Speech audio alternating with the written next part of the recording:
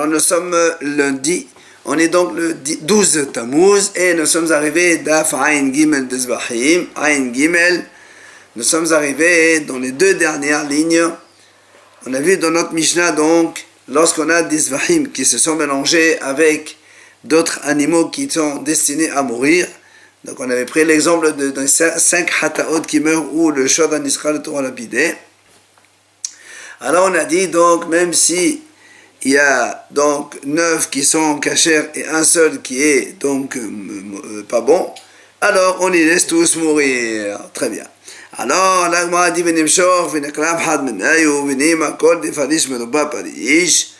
alors on m'a dit quel est le problème. Pourquoi on ne fait pas la chose suivante? Nous on a un principe. Lorsqu'on a un ensemble, d'accord, et l'ensemble il est cachère, si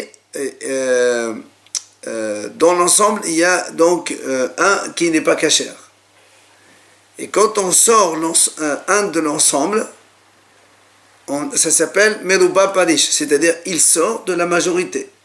Et donc comme la majorité elle est cachère, alors on considère comme il est cachère. C'est pour ça ici on propose la même chose.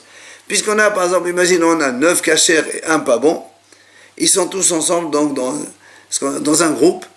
On n'a qu'à enlever un de ce groupe, et quand on l'enlève, lui il vient de la majorité, donc on considère qu'il est cachère. Ce qu'on appelle Kol de Parish, Meruba Parish. Ceux qui se séparent, ils se séparent de la majorité. Et donc, chacun peut lui faire la même chose. Pourquoi tu dis qu'ils sont tous donc destinés à mourir? Voilà, il y a une solution.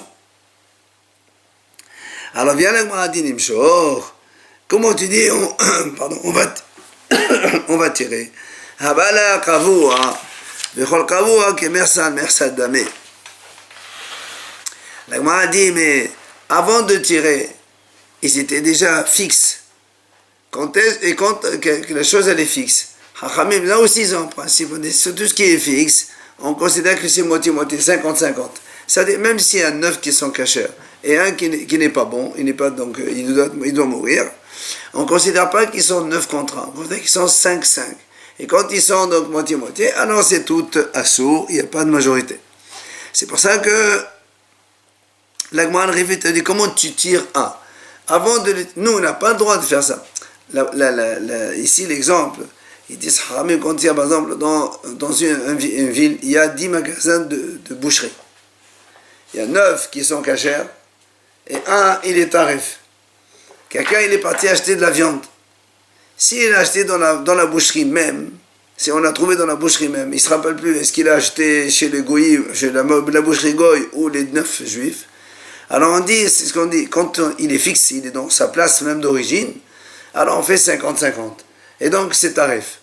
Mais si la viande, il a sorti du magasin, après il rentre à la maison, il dit voilà j'ai acheté, alors on dit d'où tu as acheté, il dit je ne sais pas. Alors on dit qu'on défalise tout ce qui se sépare, de la majorité il se sépare. Là on considère qu'elle est cachère. C'est pour ça qu'on dit on applique la même chose ici.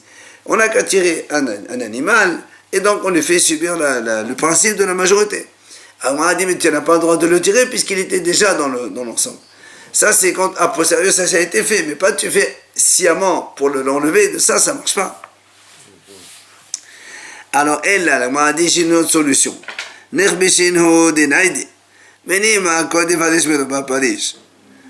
Alors tu sais quoi, on va faire une autre solution.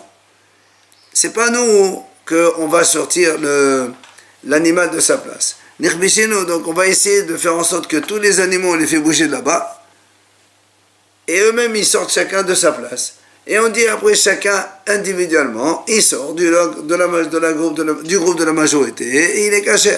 Ils deviennent tous cachés. Hein. Voilà.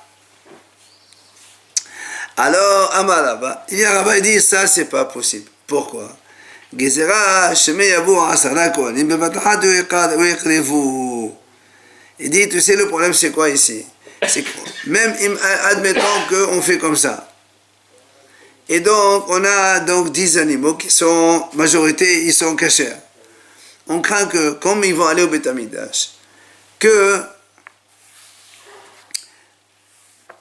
il pourrait se passer la chose suivante, que 10 Kohanim se présentent au même moment, et chacun il prend un agneau, enfin un animal, Donc il va prendre le sang quand ils font la shrita.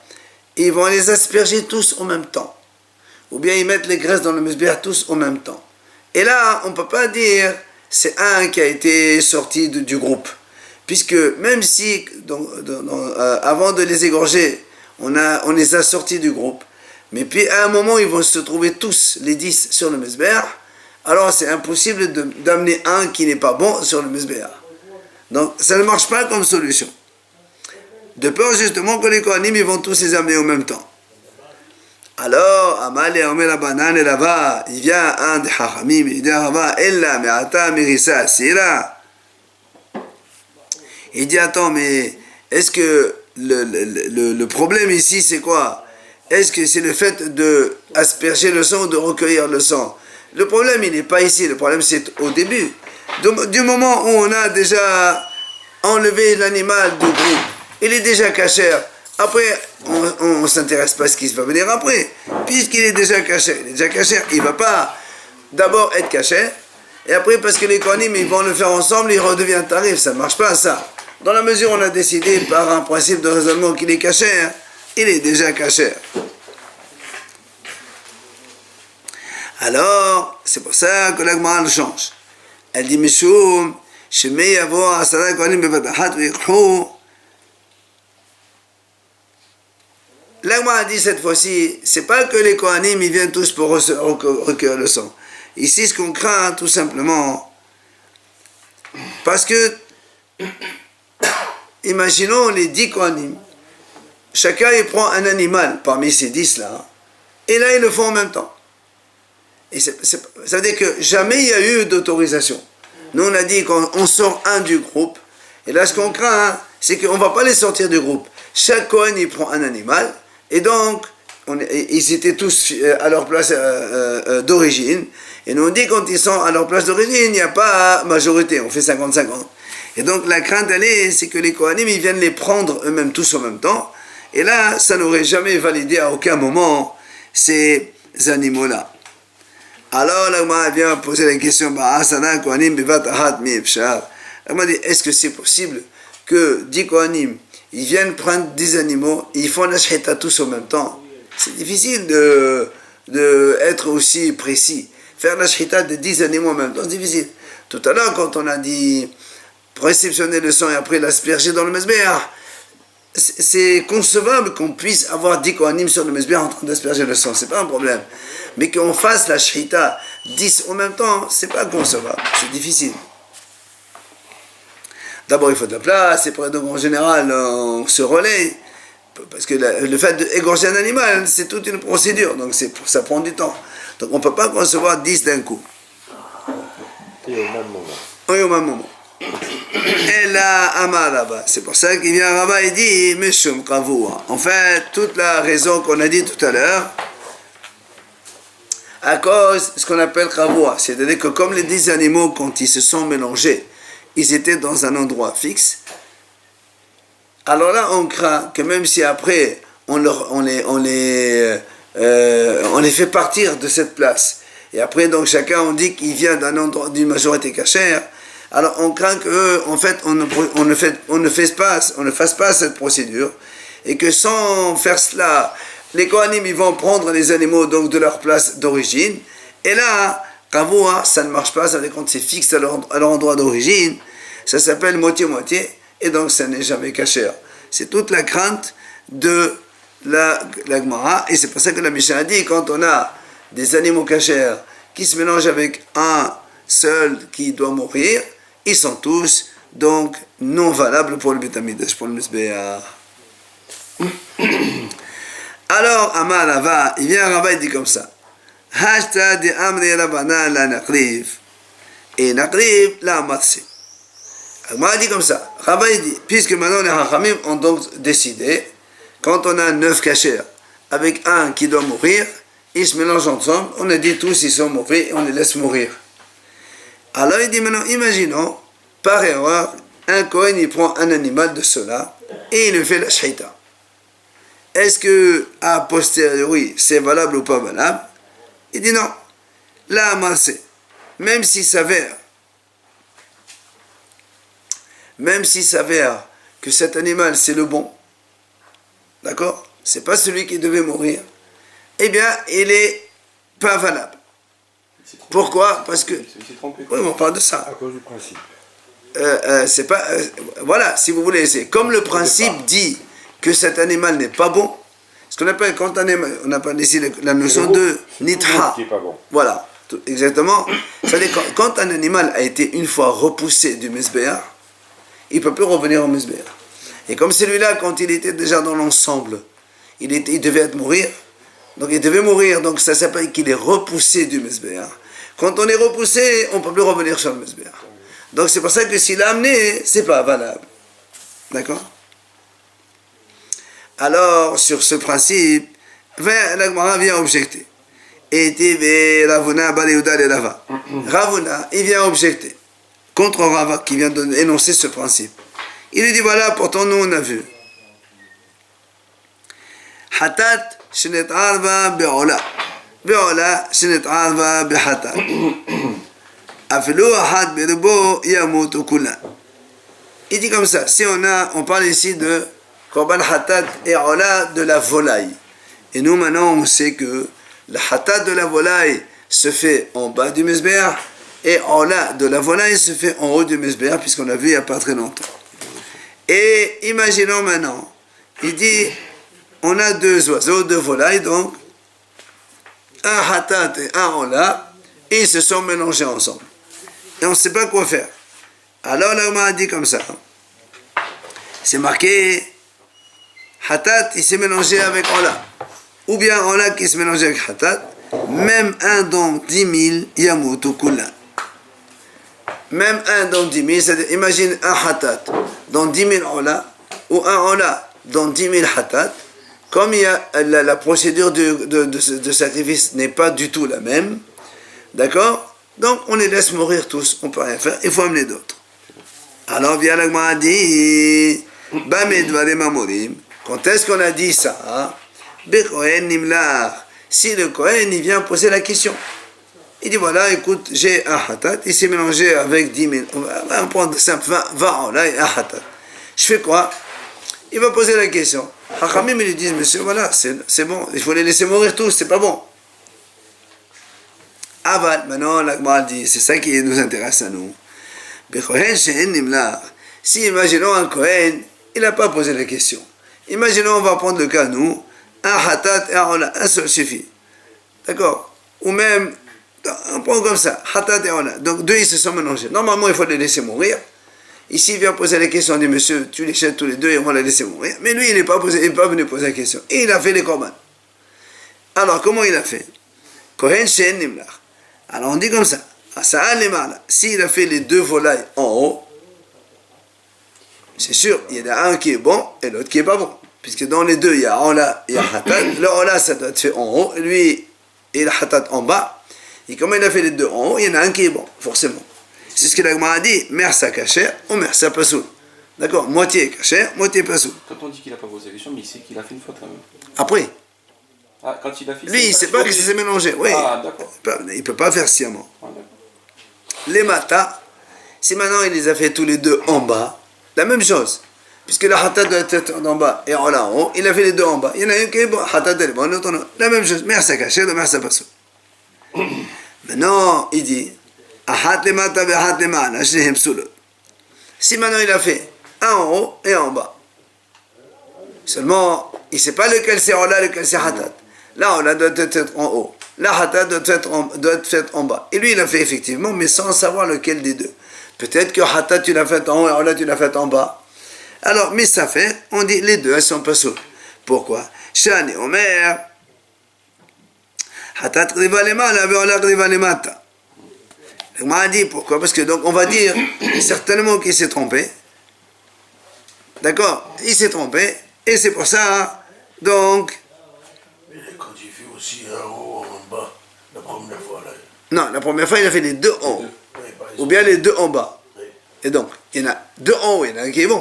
Lequel? On s'en fout, ça fait rien, il y en a un qui est bon. Donc, Imagine, moi je viens, j'apporte deux oiseaux, on a hatat.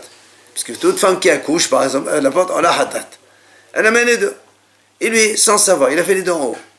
Ben, il dit à la femme, madame, je me suis trompé, apporte un oiseau. Tu n'apportes pas deux, parce qu'il y en a un qui est bon. Comment il va être bon? Comment il va les mettre sur le misbeh après? Comment il va les... Quel est le problème? Il y a un qui est en Je ne là. sais pas. Il y a un hatat, il y a un ola. Lequel il va récupérer ola, lequel il va devenir hatat. Deux secondes. Lui, il a fait les deux en là. Il a fait deux en haut, deux en là. Ou bien deux en bas, deux hatat. Donc il y a un qui est bon en là. Je ne sais pas lequel. Ça n'a pas d'importance. Ben, tout à l'heure, quand il a fait un en haut, un en bas, on a dit... Parce que là, on ne sait pas non plus. Ouais, là, parce que là-bas, il y a une... Parce que là, quand il a fait un en bas et en haut, il y a une chance que ce soit bon, il y a une chance que tous les deux sont mauvais. Si la hatat il a fait en haut et la ola il a fait en bas, c'est tout mauvais. Donc c'est pour ça qu'on n'est pas saoul. Ça fait exminator, on n'est pas saoul. Mais quand il fait les deux en haut, c'est comme si il a fait deux olot en fait. Mais dans les deux olot, il y a un ola. Donc il y en a un qui est bon. Et la même chose en bas, deux en bas. Il a fait deux hatat. Mais dans ces deux, il y a un hatat et un ola. Donc le hatat il est bon. Et le ola il n'est pas bon. Donc, Quoi qu'il en soit. Avec un troisième oiseau, on a réglé le compte. Ah oui, quand on a main, le troisième. Alors, quoi qu'il en soit, la question, elle est posée contre Rava. Pourquoi? Qu'est-ce qu'il a dit Rava tout à l'heure? Il a dit dans notre groupe d'animaux, il s'est mélangé. C'est assourd. Et même si après il a fait, ça marche pas. Or, ici, nous, qu'est-ce qu'on a dit? On a dit, quand il y a Hatat et Ola, ils se sont mélangés, on a dit, normalement, c'est, si il vient et me pose la question, qu'est-ce qu'on lui dit? Il faut les laisser mourir. Et pourtant, maintenant, tu me dis, ici, il les a offerts, ça marche. Donc, ça contre Rava. D'accord? Rava, il dit, quand un animal, on te dit, il doit mourir, il n'y a plus de récupération possible. Il doit mourir. Même si tu le fais, c'est pas bon. Et là, on voit que non. S'il vient poser la question, on lui dit, on va aller mourir. Mais s'il ne pose pas la question, il le fait quand même, on a dit que c'est cacheur. Donc, ça contredit Rava. Et là, hein? Non, ici on a un ensemble des oiseaux. On a dit, comme ils se sont mélangés tous les deux, s'ils nous demandent de quoi, qu'est-ce que je fais? On va lui dire, monsieur, il faut les laisser mourir. Pourtant, si on a. Alors maintenant, il n'est pas venu poser la question. Il a fait comme le korbanot, on a dit, ça marche. Alors que Rava, il a dit non. Puisque un animal, quand on lui dit, il va mourir, ça veut dire que tu le repousses du mesbéach. Et Rava, il a dit, s'il a été repoussé du mesbéach une fois, après, ça ne marche plus. Et nous, on dit, sinon, il a été repoussé, après, tu me dis que ça marche. C'est ça la question. Et là, c'est pour ça que la Gemara répond. Ha keman de amal ba'ale hayim nidhin, ha keman de amal ba'ale hayim enan nidhin. La Gemara dit non, en fait, il n'y a pas de contradiction.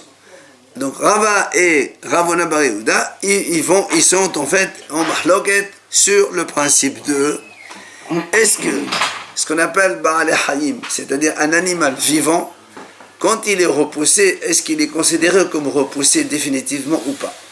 Nous, on sait ce qui est déjà, si un animal, on l'égorge, quand il est déjà égorgé, et après il y a un défaut quelque part, alors il est repoussé du mesbéach. Même si après il n'y a plus de défaut, un animal quand il est égorgé, s'il est repoussé, c'est définitif. Mais dans l'animal vivant, il y a une mahloket. Il y a des hachamim qui disent, un animal vivant, même s'il a été repoussé une fois, dans la mesure où il est encore vivant, on peut le ramener, si le défaut a disparu. Mais il y a d'autres hachamim qui disent, non, même le vivant, donc il ne marche pas. C'est pour ça que Rava, lui, il pense qu'un animal vivant, quand il a été repoussé, on ne peut plus le ramener. C'est pour ça qu'il a dit que dans le cas de notre Mishnah, s'il y a donc 9 animaux cachers qui sont mélangés avec un qui n'est pas bon, donc comme les 10, normalement ils doivent mourir, on ne peut plus les amener au mesbéach. Alors même si quelqu'un les a amenés, c'est pas bon non plus, parce que les animaux, vraiment, ils ont été repoussés, c'est terminé. Et le cas de l'oiseau, donc le cas des oiseaux, c'est un autre hacham qui pense que Ba'al Hayim in les animaux vivants, ils ne sont pas repoussés. Tant que l'animal est vivant, même s'il a eu un petit problème, eh bien, si après on le rattrape, eh bien, c'est rattrapable. Donc c'est pour ça que les deux, ils sont donc en mahlok, mais il n'y a pas de question. Alors la Gemara pose une autre question. La Gemara dit pourtant, voilà, les animaux qui sont déjà égorgés, On est dans la dernière ligne. Comme on vient de dire maintenant, selon tout le monde, ils sont repoussés. Quand ils sont égorgés, s'il y a un défaut, repoussé, tu ne peux plus le ramener. Pourtant, il y a une Mishnah qui dit comme ça. Rabbi Eliezer Omer, là-bas, il y a marqué comme ça. Si on a un animal, on sait que quand on a fini le combat, on a fait la shrita, on dépasse l'animal, on coupe en plusieurs morceaux, et après les kohanim, ils amènent ça sur le mesbeh pour le brûler. Imaginons, il y a un mélange entre des morceaux d'un animal kasher avec un animal qui s'est avéré avec défaut. Imaginons, on a pris 10 korbanot. Donc, dans les 10, il y en a un qui avait un défaut. Ils n'ont pas vu le kohanim. Après, on a vu qu'il y avait un défaut. Or, toute la viande, toutes les têtes se sont mélangées. On ne sait plus lesquelles. Normalement, il ne faut pas les amener sur le mesbeh. Les 10. Seulement, Rabbi Eliezer dit, si maintenant un kohen, sans faire exprès, il a pris une tête, il l'a amené sur le mesbeh, il a brûlé. Alors Rabbi Eliezer dit, tu sais quoi? Toutes les autres têtes, on va les amener maintenant. C'est-à-dire, on va considérer que la tête amenée, c'est celle qui est pas saoule, qui est mauvaise, et les 9 qui restent, c'est des bons. Alors il m'a dit, voilà ici pourtant, ça a été déjà égorgé. Et normalement, quand il y a 10 là égorgés qui se mélangent, ils sont tous non valables. Il faut les donc brûler, il faut les amener ailleurs que le mesbeh. Et pourtant, Rabbi Eliezer dit que si on a amené une tête, on peut amener les autres. Donc tu vois bien que même s'ils ont été repoussés une fois, puisque quand un Baal Moum il s'est mélangé avec 9, ils sont tous repoussés, puisqu'on a dit tous les 10 il faut les jeter. Et là tu me dis, même égorgé, s'il a été repoussé, on peut quand même le rattraper par la suite. Donc c'est une question. Alors la Gemara dit, Houdi Amar ki Hanan HaMisri. La Gemara dit, ce Rabbi Eliezer, il pense comme Hanan HaMisri, Hanan l'Égyptien. Qu'est-ce qu'il a dit? Dédonner. Hanan HaMisri Omer, Aflou dam bakos, mevi havero ou mezaveglo. Là-bas, on parle quand il y a les 2 boucs de Kippour. Le Kohen Gadol, il fait un tirage au sort sur 2 boucs, un pour Hachem et un pour Azazel. Alors, qu'est-ce qu'on fait? On fait d'abord toute la procédure pour le sahir de Hachem. On fait la shrita, on asperge donc dans le Kodesh HaKodashim, sur le parochet, Mizbah Hazav. Et après, quand on a fini tout ça, on va amener le sahir de Azazel, donc par la montagne, et on va le jeter. Hein? Au désert. C'est ça, dans la montagne, on le dégringole là-bas. Alors, là-bas, dans la Maseratima, là-bas, on amène plusieurs cas. Si un des 2, il meurt, comment on fait? Okay. Alors voilà, et lequel? Il y a les 2 situations. C'est-à-dire, à quel moment où celui d'Hachem ou celui de Azazel, il meurt, et est-ce qu'il faut rapporter un autre couple pour faire un autre tirage au sort, etc., etc., ou bien, en tout cas, Hanan HaMisri dit comme ça, même si le sang, il est déjà dans la coupelle, c'est-à-dire, on a fait la shrita du sahir d'Hachem, on a recueilli le sang, il est déjà là. Après, qu'est-ce qui s'est passé? L'autre, le deuxième, il est mort. Le deuxième sahir, il est mort. Alors, normalement, là-bas, il y a un hacham qui dit, comme ils sont morts tous les 2, on amène deux nouveaux boucs, on refait tirage au sort, etc. Hanan HaMisri dit non. Même le sang, il a été déjà recueilli dans la coupelle. Eh bien, on n'a pas besoin d'amener 2 autres. Tu amènes un seul, et on l'associe avec. Pourtant, il n'a pas fait le tirage au sort avec celui-là. C'est pas grave. Alors, qu'est-ce qu'il pense? Donc, Hanan HaMisri lui dit quoi ici? Donc, il dit, même si le sang de cet animal, de ce bouc-là, quand l'autre est mort, quand le deuxième il est mort, parce que normalement, quand on asperge le sang, il faut que l'autre il soit vivant. Or, quand l'autre il est mort, le sang, il a été repoussé de l'aspersion, on ne peut plus l'amener. Et pourtant, puisqu'il est égorgé, donc il est égorgé, donc il a été repoussé. Et pourtant, maintenant, qu'est-ce qu'on te dit? Si tu l'as S'il est mort, tu n'as pas besoin de refaire un autre tirage au sort. Donc il a été repoussé à un moment. Maintenant tu le rattrapes, tu amènes un autre. D'accord? Vous avez compris? La question, donc Rabbi Eliezer, quand il a dit, si on a amené une tête, on considère que c'est la mauvaise et après on peut amener les autres. Bien que toutes les têtes ont été repoussées à l'origine, quand il y a eu le mélange, et c'est égorgé, et c'est ce qu'on a dit nous, quand c'est donc égorgé normalement, donc ça c'est repoussé, on ne rattrape plus. Et bien dans ce cas-là, lui Rabbi Eliezer a dit, oui on peut rattraper. Pourquoi? Parce que lui il pense comme Hanan HaMizri. Et Hanan HaMizri dit que même les shchotin, c'est-à-dire ceux qu'on a égorgés déjà, on peut les récupérer. Et donc c'est pour ça que lui il dit que on peut récupérer les têtes aussi. Amar Rav, il dit Rav, non, Amar Rav Nachman, pardon, Amar Rav Nachman, Amar Rav Badahu, Amar Rav. Donc il dit Rav Nachman, au nom de Rav Badahu, au nom de Rav, il dit Tabat shel avodat kochavim, shenet'al ba b'me'at tabaot. Il dit, imaginons, on a un anneau, une bague, qui a été utilisée pour la Avodah Zara. Donc, quand il a été utilisé pour la Avodah Zara, on n'a plus le droit d'en profiter, vous le savez. Maintenant, qu'est-ce qui s'est passé? Elle s'est mélangée avec 100 anneaux, donc de l'argent cachère. Normalement, ils sont tous... Ça n'annule pas. Ça n'annule pas, il n'y a pas d'annulation avec la Avodah Zara, tous, il faut les jeter à la mer. Maintenant, qu'est-ce qui s'est passé? Une bague, elle est tombée dans l'océan. Une. Alors il dit Rav, tous les 99 autres, ils deviennent moutard, kasher. On peut les profiter. Pourquoi? La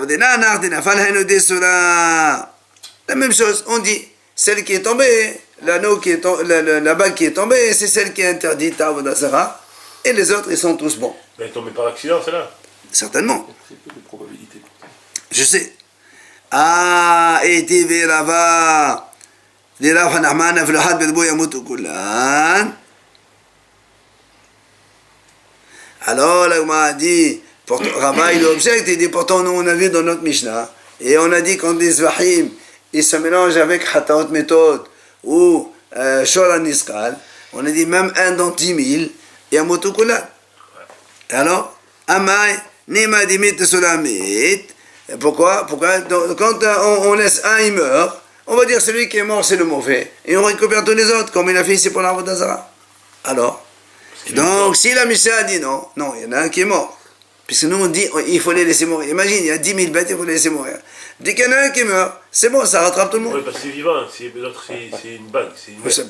Ça ne parle pas de ça maintenant, on parle de Asubahana'a, les deux c'est Asubahana'a, ils se mélangent. Un il s'en va, tu me dis le reste c'est des cachers. On avait vu que la bague de la Avodah Zara, si jamais c'était un goy, il pouvait lui changer S'il annule. Oui, mais ça, si ça appartient à un juif, on ne peut pas annuler l'Avodah Zara d'un juif. Ça ne s'annule pas. Là, on parle de bien d'un juif. Donc, question contre Rav. Alors, la Mara dit la même chose. Amalé, il le dit, Rav de Amar, qui est Rabbi Eliezer.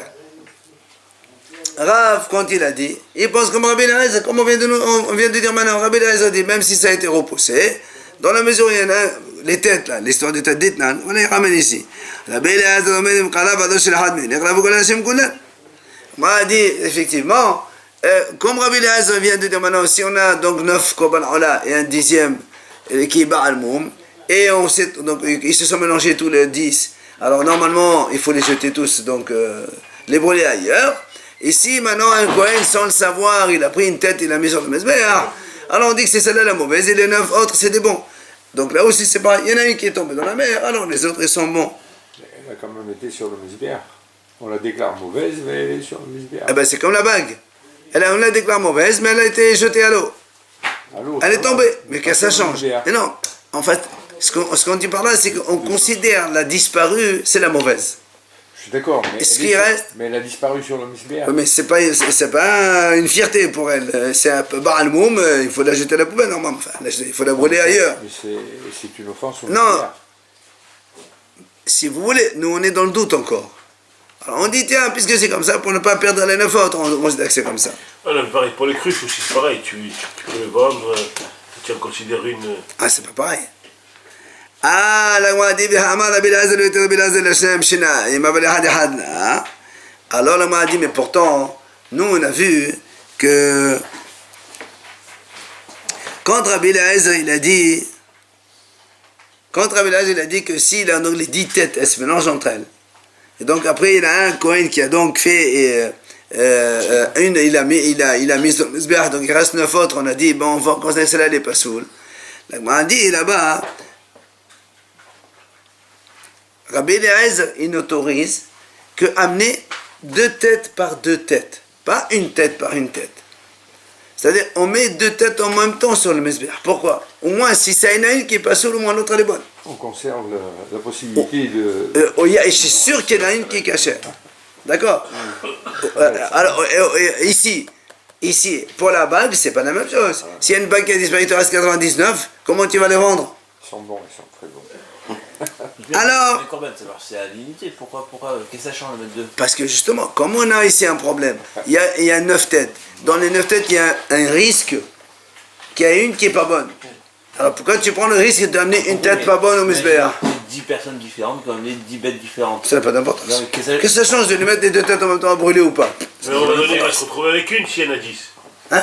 Si il y en a 10, à un moment donné, il va se Non, on retrouver. rajoute un autre, c'est pas un problème. Ça. On peut toujours rajouter des Korban là, c'est pas ce qui manque. Non, c'est pas un problème. Donc, quoi qu'il en soit, la Gemara dit, toi tu me dis, moi il pense comme Rabbi Eliezer, c'est pas du tout la même chose. Rabbi Eliezer dit, il faut 2 par 2. Ici, comment tu vas faire les 2 par 2? Alors il dit, monsieur, oui, Amaleana Tatika Mina. Il dit, moi aussi, dans l'histoire des bagues, quand j'avais 100 bagues, il y en a une d'Avodah Zarah, elle est tombée à l'eau. Moi aussi, quand j'ai autorisé, c'est de vendre 2 bagues 2 par 2. C'est-à-dire, le juif, tu n'as pas le droit de vendre une bague seule. Parce que peut-être que celle-là, c'est l'Avodah Zarah. Et donc, tu es en train de profiter de l'Avodah Zarah. Tu es obligé de vendre 2 par 2. Et donc, ça rejoint exactement l'avis de Rabbi Eliezer. On est la même chose. C'est très bon, ça. Ok? Voilà, on arrête là. Ouais.